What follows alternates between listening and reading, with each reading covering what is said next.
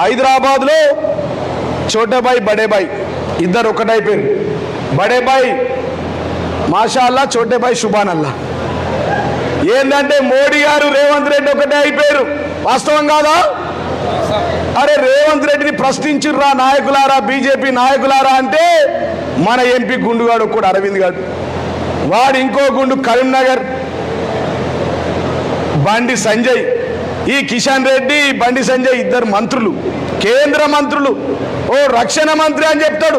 వీళ్ళిద్దరు కలిసి ప్రతిపక్ష పాత్ర పోషించిన నాయన అంటే మేమంతా కుమ్మక్క అయిపోయినాం, రేవంత్ రెడ్డిని కాపాడతామని ఈ ముఖ్యమంత్రి రేవంత్ రెడ్డికి రక్షణ మంత్రులుగా మారి బండి సంజయ్, ఈ కిషన్ రెడ్డి, ఈ నిజామాబాద్ ఎంపీ అరవింద్, మధ్యలో మన ఆర్మూర్ జోకర్ గారు కూడా అప్పుడప్పుడు జోకుతాడు, రాకేష్ రెడ్డి.